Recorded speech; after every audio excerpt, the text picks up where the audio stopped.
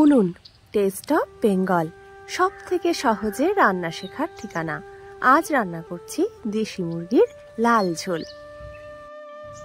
আর এর জন্য আমি এখানে নিয়ে নিয়েছি 1 কেজি দেশি মুরগি, আর তার সাথে নিয়ে নিয়েছি মাংস রান্না করার জন্য প্রয়োজনীয় সব মশলাগুলো।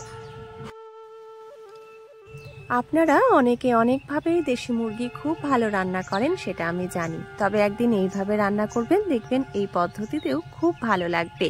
এখানে আমি প্রথমে মাংস ধুয়ে তাতে 1 চামচ সর্ষের তেল আর 1 চামচ হলুদ, সাথে 1 চামচ লবণ, আর তার সাথে আমি দিয়ে দিচ্ছি শুকনো লঙ্কার গুঁড়ো।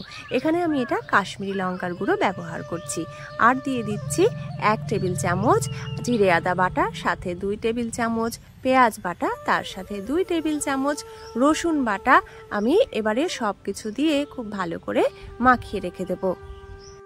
এই মাখানোটা প্রায় আধ ঘন্টা মতন রাখবো। এতে করে রান্না করার সময় মাংস তাড়াতাড়ি সেদ্ধ হয়ে যাবে বা নরম হয়ে যাবে। দেশি মুরগির মাংস সেদ্ধ হতে এমনিতেই একটু সময় লাগে, তাই আমি আগে থেকে এইভাবে মাখিয়ে রাখলাম। আর কড়াইতে আমি এখানে 1 কাপ তেল গরম করে নিয়ে তাতে দিয়ে দিচ্ছি কেটে রাখা আলুর টুকরোগুলো। অল্প নুন দিয়ে এভাবে আঁচ কমিয়ে ঢেকে ঢেকে আলুগুলো খুব ভালো করে আমরা ভেজে নিচ্ছি।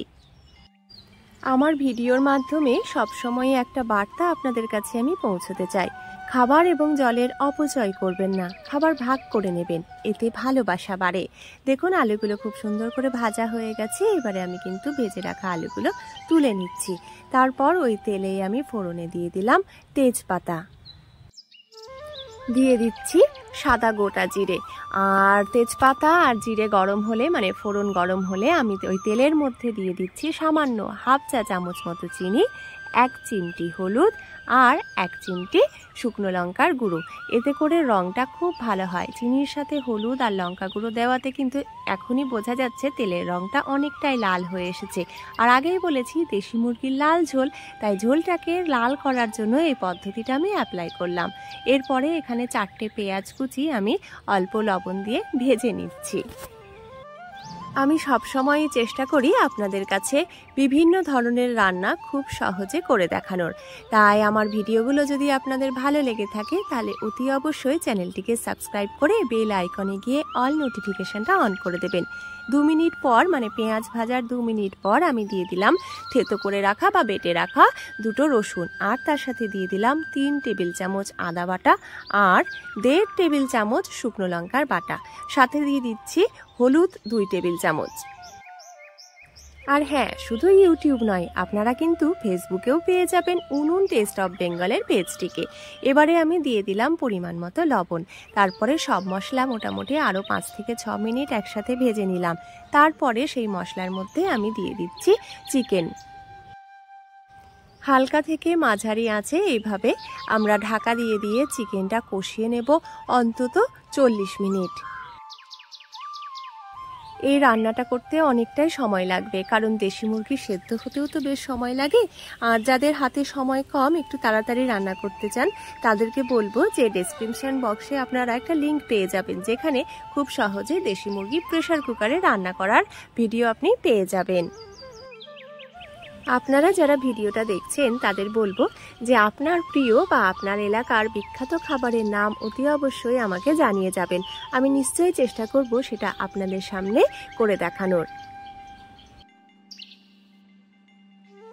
মাংস কষানোর সময় মাঝে মধ্যে কিন্তু একটু এভাবেই নাড়িয়ে দেখে নিতে হবে যে তলায় ধরে যাচ্ছে কিনা।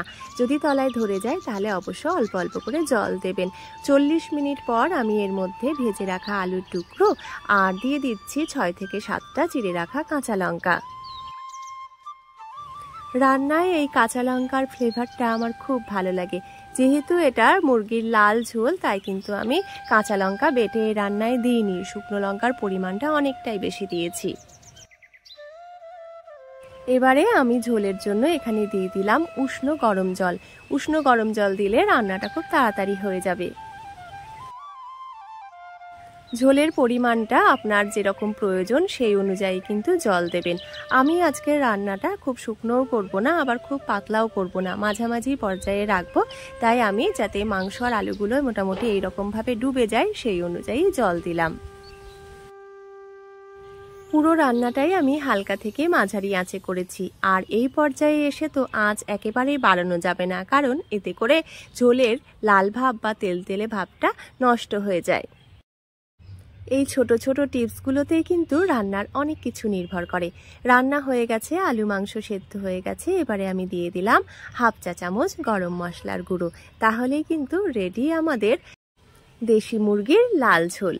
গরম গরম ভাতের সাথে এই গরম গরম দেশি মুরগির লাল ঝোল খেতে এতটাই ভালো লাগবে যে আপনিও খাবার পর কিন্তু বলবেন এই স্বাদের ভাগ হবে। আর আমার মনে হয় এই সুন্দর রেসিপিটারও ভাগ হওয়া উচিত।